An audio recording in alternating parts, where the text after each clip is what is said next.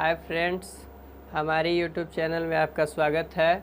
तो आज मैं डील करने वाला हूं आपके साथ ऐसे इम्पोर्टेंट क्वेश्चन जो हर साल मैट्रिक में रिपीट किए जाते हैं और 100% में 99% ये आशा करता हूं कि 2021 में यानी कि 2021 में जो एग्ज़ाम होने वाले हैं मैट्रिक के, उसमें ये क्वेश्चन ज़रूर पूछे जाएंगे। तो उस क्वेश्चन को आज मैं डील करूँगा आपके साथ आसानी से।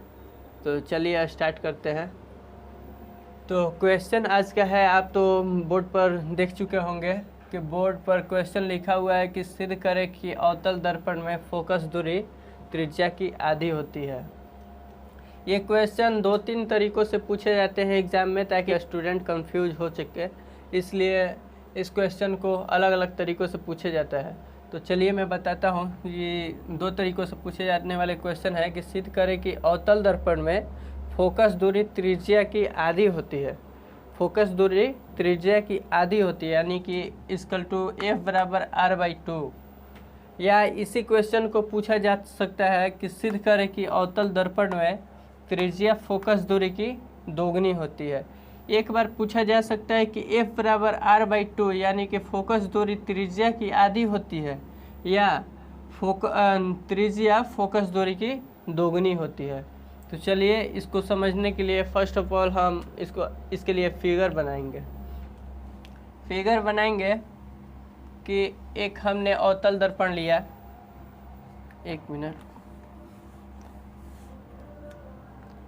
एक हमने अवतल दर्पण लिया।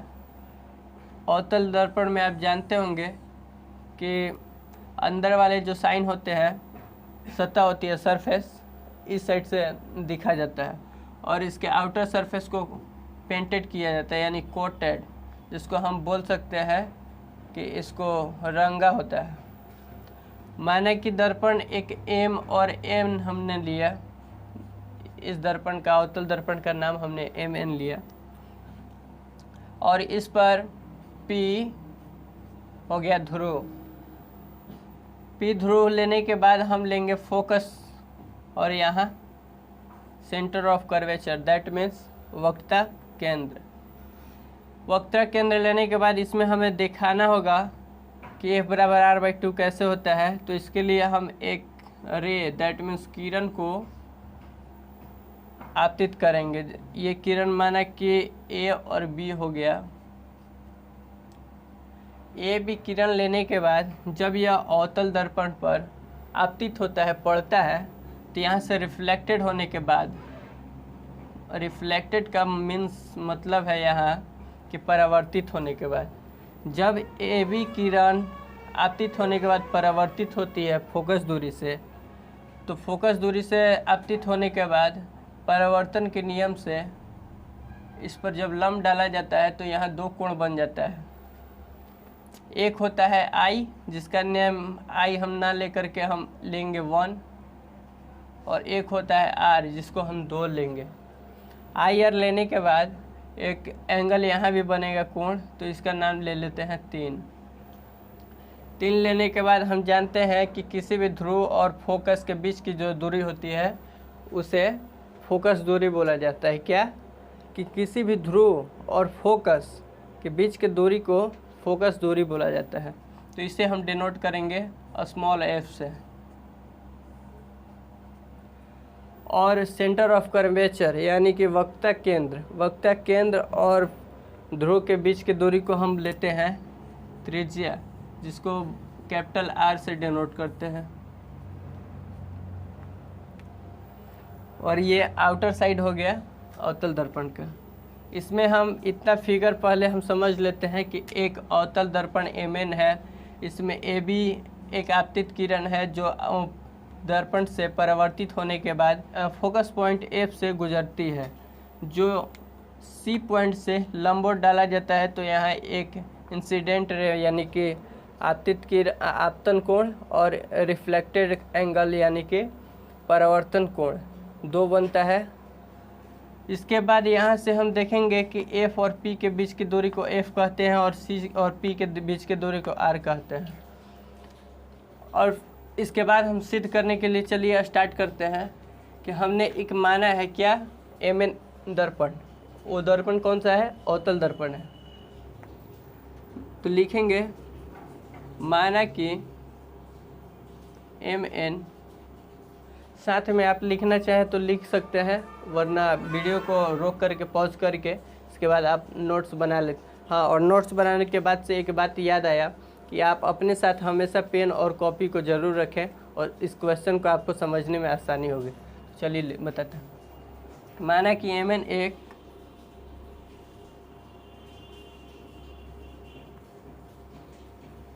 अवतल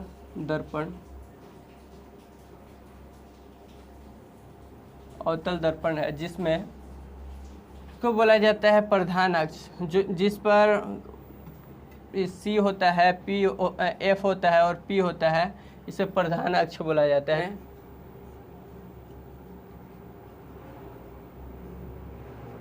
प्रधान अक्ष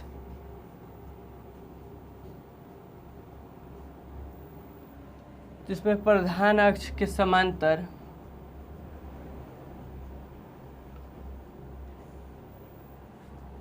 किरण AB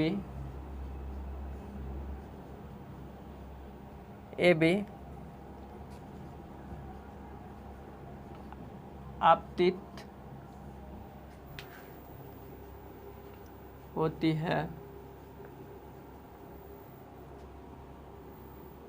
होती है तथा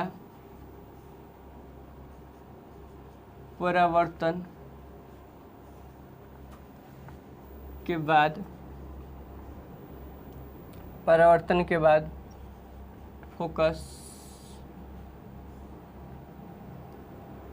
F से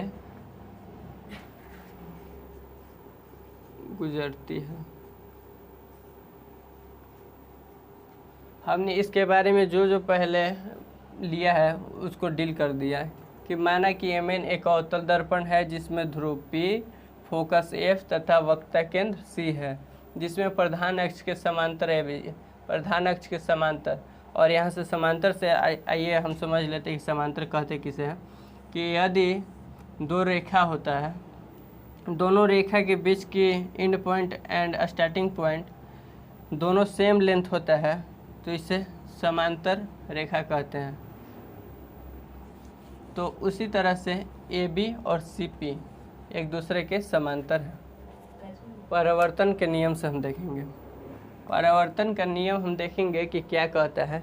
कि परावर्तन का नियम कहता है कि यदि कोई दर्पण पर कोई आपतित किरण पड़ता है तो यह आपतन के बाद परावर्तित होती है। कोई भी आपतित किरण किसी दर्पण पर पड़ता है तो पड़ने के बाद वह वहां से परावर्तित होती है। यदि उस पर कोई लंब डाला जाता है तो लंब डालने के दौरान दोनों तरफ एंगल बनता है, कोण बनता है, जिसे I से डिनोट किया जाता है। आपतित किरण द्वारा बना कोण आपतन कोण कहलाता है और परावर्तन किरण द्वारा बना कोण परावर्तन कोण कहलाता है। तो हम इसे समझ गए होंगे कि परावर्तन का नियम क्या कहता है। तो इसी प्रकार चलिए हम देखते हैं। परावर्तन के नियम से कि कोण 1 बराबर कोण 2 है, 1 बराबर 3 है। अब बोलेंगे आप कि 1 बराबर 3 कैसे है भाई? तो एकांतर कोण से, एकांतर कोण से। चलिए आपको मैं बताता हूँ कि एकांतर किसे कहते हैं। कि जब ये भी समांतर कोण से ही रिलेटेड है, तो जब कोई दो समांतर रेखा एक दूसरे से गुजारी जाती है तो यहाँ से कोई भी एक वर्टिकल करके तिरछे करके एक लाइन ड्रा किया जाता है। ऐसे कीजिए या आप ऐसे कीजिए, तो यहाँ बनने वाला जितना भी एंगल होता है यहाँ बनने वाले एंगल के बराबर होता है। या हम ये कह सकते हैं कि यहाँ बनने वाले एंगल के बराबर यहाँ बनने वाला एंगल बराबर होता है। तो इसी को एकांतर कोण बोला जाता है। तो इस तरह से आप देखेंगे कि कोण 1 बराबर, ये समांतर रेखा है तो कोण 3 है, तो इसे बोलेंगे एकांतर कोण से। कोण एक बराबर कोण दो है, कोण एक बराबर कोण तीन है, तो इसलिए हम लिख सकते हैं कि कोण दो बराबर कोण तीन। कोण एक बराबर कोण दो है, कोण एक बराबर कोण तीन है, तो हम लिख सकते हैं कि कोण दो बराबर कोण तीन होगा। कोण दो बराबर कोण तीन हुआ तो हमें जानना होता है कि कोई भी अगर एंगल में, कोई भी ट्रायंगल में अगर दो एंगल बराबर होते हैं, यहाँ बनने वाला जो होगा एंगल, यहाँ बनने वाले एंगल कोण के बराबर होगा, तो यह समद्विबाहु त्रिभुज कहलाता है।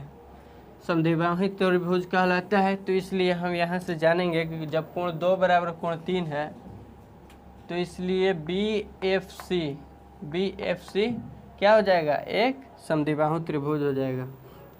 इसलिए त्रिभुज बी एफ सी एक समद्विबाहु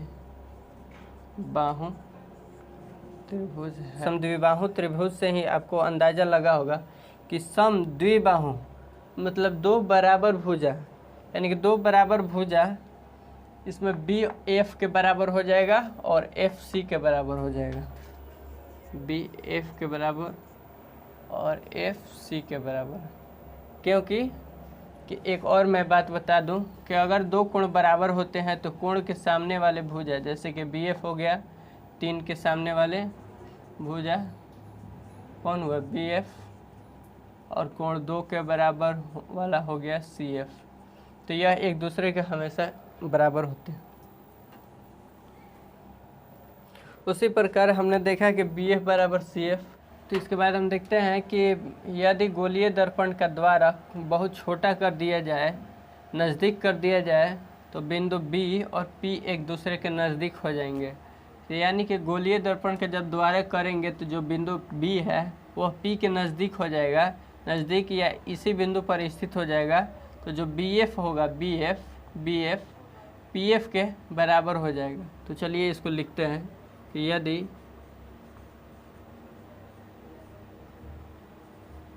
अवतल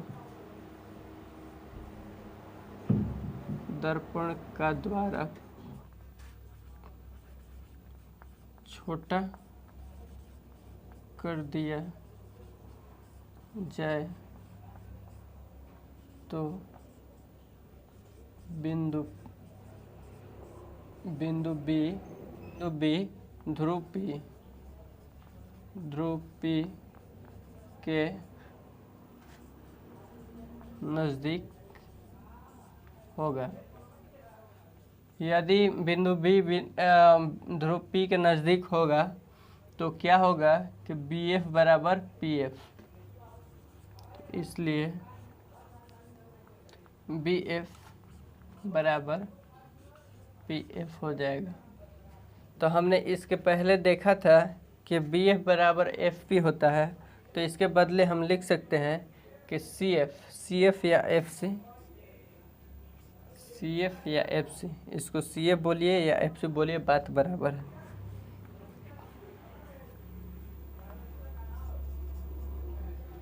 तो बी एफ बराबर पी एफ है, बी एफ बराबर सी एफ है, तो हम लिख सकते हैं कि सी एफ बराबर पी एफ, यानी कि सी एफ बराबर पी एफ। सी एफ बराबर पी एफ होने के बाद आप देख सकते हैं कि यहाँ से यहाँ की लंबाई में कितने जॉइंट हैं, दो हैं। कौन कौन से, सी एफ और पी एफ, सी एफ और पी एफ। तो हम लिख सकते हैं कि सी एफ सी पी यानी कि यहाँ से यहाँ तक की लंबाई सी पी बराबर सी एफ और एफ पी। तो चलिए लिखते हैं, इसलिए सी पी बराबर C F plus P F.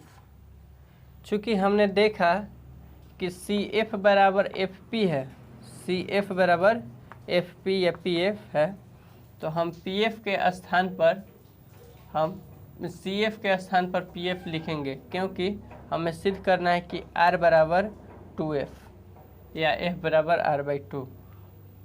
तो C P equal to P F plus P F.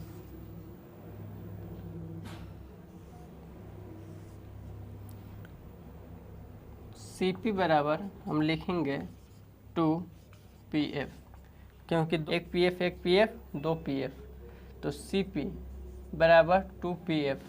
अब यहाँ हम लिखेंगे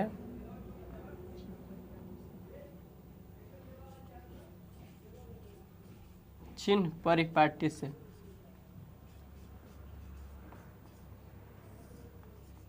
चिन्ह परिपाटी से कहने का मतलब है कि जहाँ जहाँ की लंबाई जो है उसके चिन्ह को लिखेंगे। जैसे कि हम देख रहे हैं कि F और P के बीच की लंबाई F है, F और P के बीच की लंबाई F है, और C और P की लंबाई जो है R है। तो चिन्ह परिपाटी से हम CP के बदले C और P के बदले हम यहाँ लिखेंगे R, और 2 का है 2, और PF या FP के बीच का दूरी कितना है F, इस F को लिख दिया। तो ये सिद्ध हो गया कि R बराबर 2F होता है। अगर क्वेश्चन में दे दिया आपके सामने कि सिद्ध करें कि अवतल दर्पण में त्रिज्या फोकस दूरी की दोगुनी होती है, तो हम ऐसे लिखेंगे। अगर दे दिया कि सिद्ध करें कि अवतल दर्पण में फोकस दूरी त्रिज्या की आधी होती है, फोकस दूरी त्रिज्या की आधी होती है, तो हम यहाँ 2 जो है 2 यहाँ इंटू में है तो इधर आएगा तो भाग में, तो R बटा में 2 बराबर F। तो यहाँ से सिद्ध हो जाएगा कि अवतल दर्पण में फोकस दूरी त्रिज्या की आधी होती है। तो यहाँ तक प्रूफ करने के बाद हम लास्ट में लिखेंगे कि हमने सिद्ध किया कि अवतल दर्पण में त्रिज्या फोकस दूरी की दोगुनी होती है। तो इस तरह से पूरे ब्यौरे में आप समझ चुके होंगे कि अवतल दर्पण में त्रिज्या फोकस की दोगुनी होती है, फोकस दूरी त्रिज्या की आधी होती है। तो चलिए वीडियो को यहीं तक अंत करते हैं।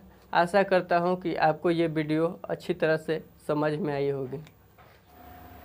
अगर ये वीडियो आपको अच्छा लगा हो तो इस चैनल को लाइक कीजिए, सब्सक्राइब कीजिए, ताकि आने वाले इस वीडियो के माध्यम से नोटिफिकेशन आपको मिलती रहे, और अपने दोस्तों के साथ शेयर कीजिए ताकि उन्हें भी इस जानकारी का पता चल सके।